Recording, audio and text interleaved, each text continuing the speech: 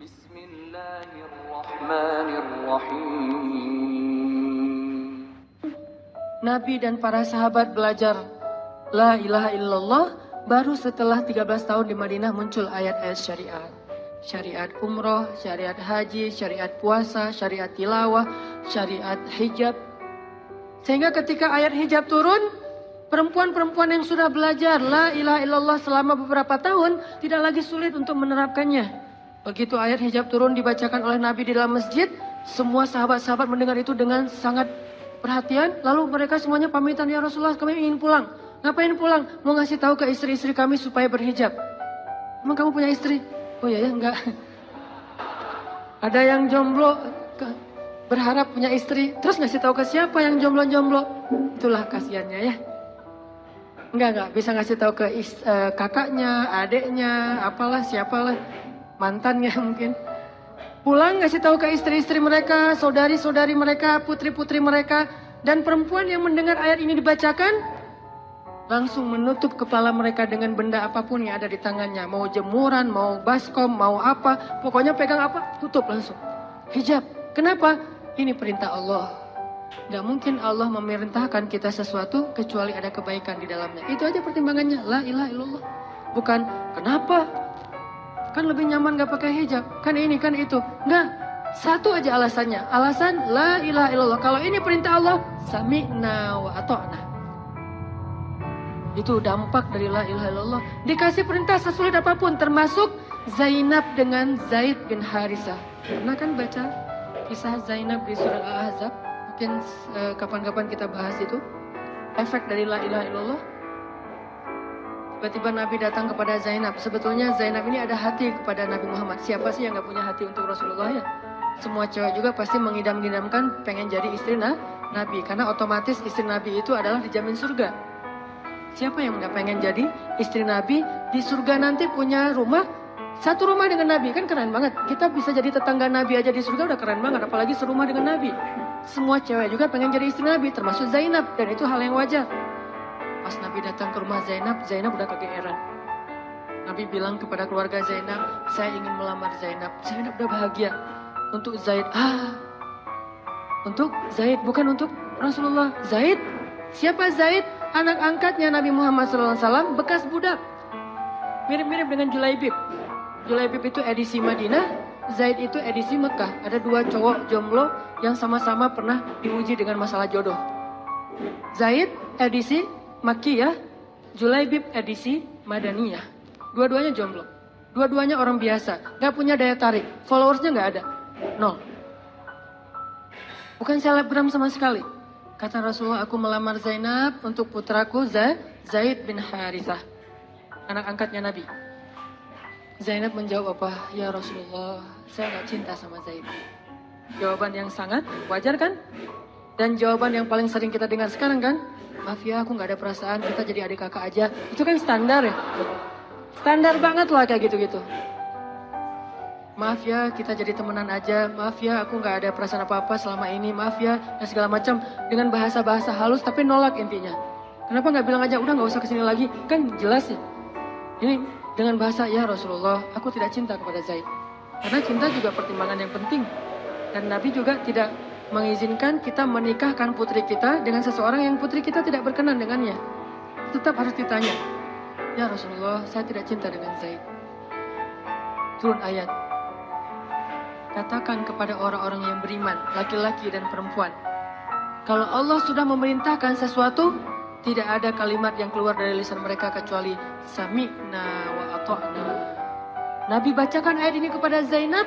Zainab mendengar, ya Rasulullah, Allah yang menyuruh ini. Ya kata Rasulullah, sami'na wa ata'na. Kebayang gak tuh? Efek dari apa? La ilaha illallah. Jadi la ilaha illallah itu bukan cuma kalimat zikir, bukan cuma kalimat doktrin ideologi, bukan cuma masalah teologi secara teoritis, bukan. Ini dampaknya kepada akhlak, dampaknya kepada ibadah, dampaknya kepada banyak pilihan hidup dari la ilaha illallah. Orang kalau nggak baik la ilaha illallah pasti susah memilih pilihan-pilihan dalam hidupnya. Kalau tidak baik la ilaha illallah pasti susah untuk berperangai, sabar, memaafkan. Itu semuanya ada hubungannya dengan la ilaha illallah. Sama kayak Abu Bakar, ketika dia sakit hati kepada orang yang memfitnah anaknya, Dia cari tahu siapa orang yang pertama menyebar hoax tentang Aisyah. Ketahuan, dilaporin, diperkarakan sama Abu Bakar. Tiba-tiba turun ayat dari Allah. Janganlah orang yang memiliki kelebihan harta di antara kalian bersumpah untuk tidak lagi membantu saudaranya gara-gara sakit hati. Hendaklah dia berlapang dada dan memaafkan. Itu perintah Allah. Berlapang dada dan memaafkan. Terus konsekuensinya apa? Balasan janji Allah apa? Ala tuhibbuna ayyaghfirallahu lakum? Tidakkah kamu suka jika Allah memaafkan juga kesalahan-kesalahan kamu? Jadi deal-dealannya dengan Allah, bukan dengan makhluk. Enak aja saya maafin dia, untung di dia, rugi di saya. Enggak. Kalau kita transaksinya dengan makhluk, kita rugi. Tapi kalau kita transaksinya dengan Allah, kita untung. Libatkan Allah dalam urusan kita. Dan ini gak mungkin kita lakukan kalau gak baik. La ilaha illallah. Allah nawarin kepada Abu Bakar. Ala tuhibbuna ayyaghfirallahu lakum? Tadinya Abu Bakar kesel banget sama tuh cowok. Terus turun ayat ini, wal ya'fu wal yasfahu. Hendaklah dia memaafkan dan berlapang dada. Abu Bakar berat. Tiba-tiba Allah katakan, ala tuhibbuna ayyaghfirallahu lakum? Bala ya Rob. Kata Abu Bakar, tentu ya Allah kalau gitu saya akan maafkan. Demi supaya Allah memaafkan kesalahan saya. La ilaha illallah. Zainab, sami'na wa ata'na. Ya udah saya terima Zaid ya Rasulullah. Alhamdulillah. Datang Nabi ke Zaid. Zaid, mau gak nikah sama Zainab? Sebetulnya mau banget, tapi gak pede. Zaid takut Zainab nanti jadi terpaksa menikah dengan Zaid, jadi nggak nyaman. Zaid juga nggak mau menyulitkan Zainab. Ya Rasulullah, saya nggak pantas untuk Zainab. Kata Zaid. Dibacakan lagi ayat ini. Ya Zaid, ini perintah Allah. Oh gitu ya Rasulullah. Sami'na wa ata'na. Buat Zaid sih gampang lah ya. Udah ada legalisasi ini dari Allah. Kalau gitu, ini bukan saya ya Rasulullah yang mau ya. Allah kan yang nyuruh. Dan saya emang nggak mau maksa gitu ya. Tapi kalau Allah yang nyuruh, ya udah apalagi saya nggak punya pilihan dong gitu. Padahal Zainab siapa sih yang gak mau cowok sama Zainab? Nikahlah Zainab dengan Zaid. Dan yang menjadi semacam khutbah nikahnya adalah Rasulullah SAW. Kebayang gak Zainab tuh punya hati ke Rasul, tapi Rasul yang mengkhutbahi nikah Zainab dengan orang yang Zainab gak cintai. Kebayang gak perasaan Zainab tuh? Ketika akad nikah, Nabi jadi saksi. Saya terima kata Zaid nikahnya Zainab binti Jahsy dan segala macam. Zainab kebayang nggak ada Nabi di situ. Lalu setelah selesai akad nikah ditanya kepada Nabi, sah ya Rasulullah? Sah. Dan Nabi juga nggak mau mempersulit. Nggak sah. Kenapa? Harusnya sama saya. Nggak. Nabi orangnya fair. Nabi orangnya bijaksana. Orangnya dewasa. Nggak kayak kita. Kita tuh bahaya banget jadi saksi kalau jadi mantan. Pasti nggak sah. Dan Nabi nggak gitu. Sah langsung di kali pertama. Kebayang Nabi memberi nasihat kepada Zainab, nasihat kepada Zaid. Zainab, aduh kenapa bukan Nabi ke tempat Zaid. Tapi apa? La ilaha illallah. Allah gak nyuruh sesuatu kecuali ada kebaikan di dalamnya. Percaya banget. Itu la ilaha illallah. Udah percaya banget. Zainab yakin, ini perintah Allah, ya sudah saya lakukan. Walaupun bukan dengan Nabi. Padahal saya pengennya dengan Nabi. Kebayang gak sih pengen sama seseorang yang kita cintai banget. Malah orang itu yang menjodohkan kita dengan orang yang kita gak pernah kebayangin.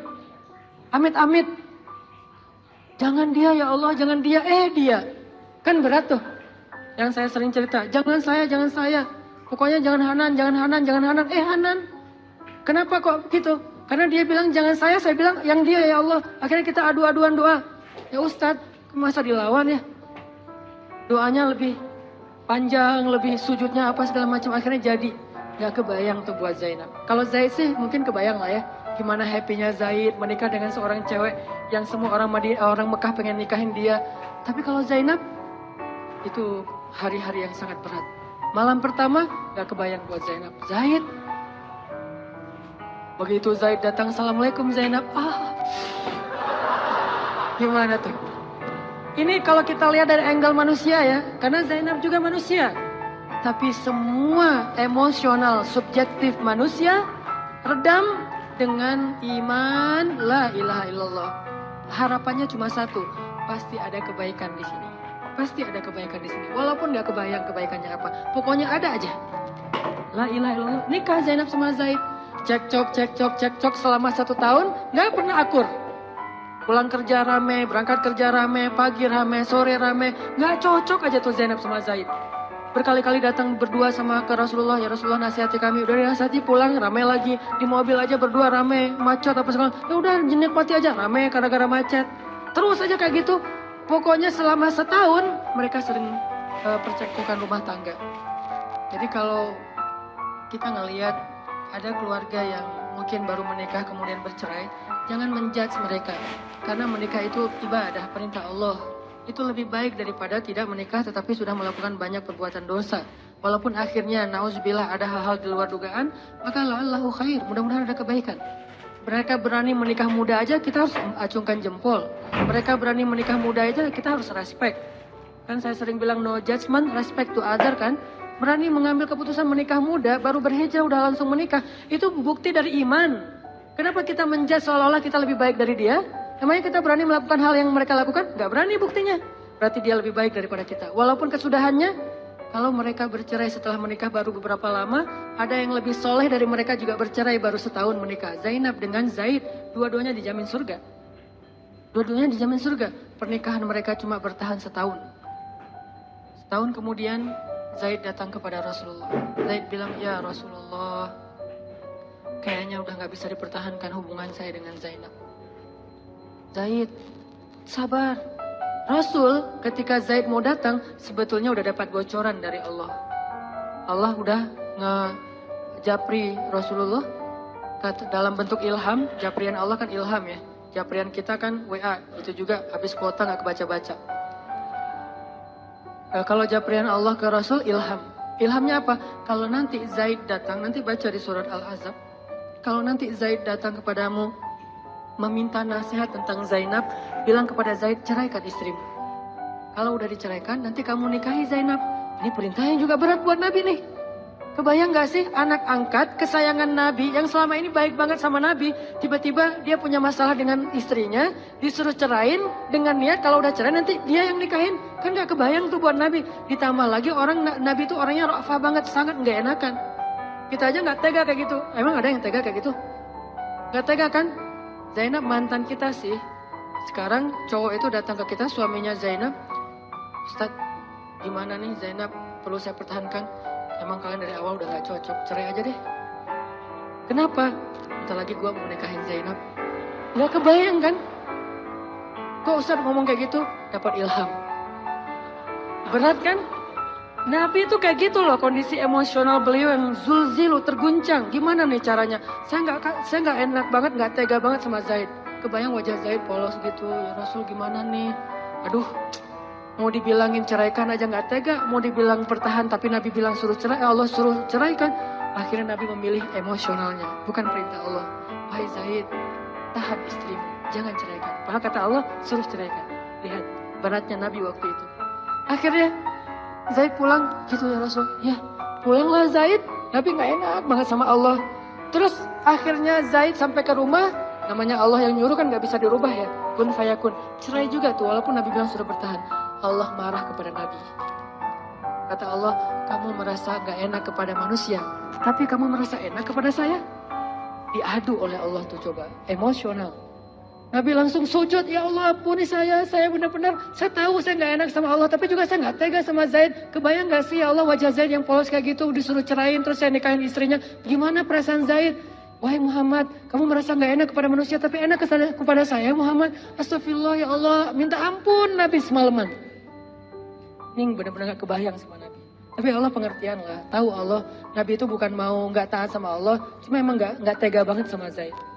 Akhirnya Allah ngambil keputusan sendiri, Zaid cerai dengan Zainab. Setelah selesai masa iddah Zainab, Allah katakan, Muhammad sekarang datang kepada Zainab, lamar Zainab.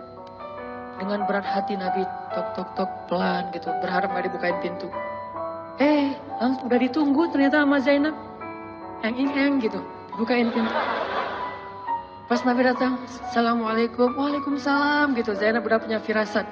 Nabi mengatakan, Zainab, ada perintah dari Allah. Apa ya Rasulullah? Sami'na wa ata'na. Belum juga dikasih tahu. Sami'na.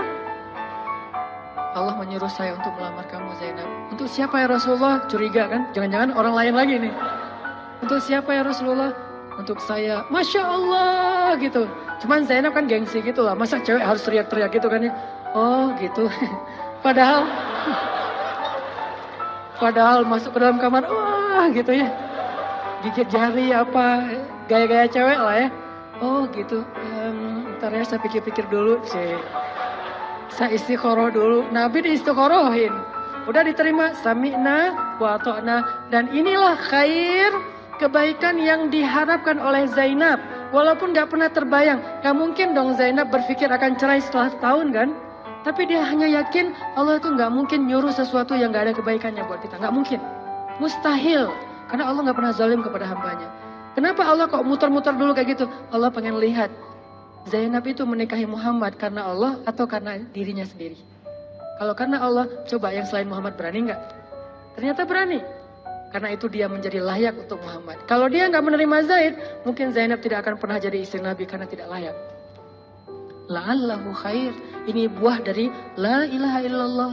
Begitu juga yang masih culun-culun, yang mungkin badannya belum kebentuk, yang jerawatan misalnya kayak gitu, tiba-tiba memimpin pasukan militer yang jumlahnya ribuan, yang barisan pertamanya kibarus sahabah, sahabat-sahabat senior, as-sabiqun al-awwalun minal muhajirin wal ansar.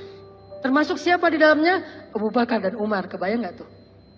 Memimpin pasukan yang di belakangnya itu Abu Bakar dan Umar. Maju, Abu Bakar dan Umar. Maju. Usama. Kebayang Usama yang nyuruh. Abu Bakar. Segaya. Umar maju. Zaid, anaknya Zaid. Tapi tidak ada yang bisa membantah. Kenapa? Itu wasiat Nabi sebelum wafat.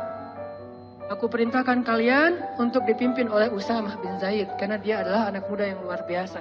Itu hadiah Allah untuk Zaid. Karena dulu mau menikahi Zainab walaupun hatinya sebetulnya tidak mau.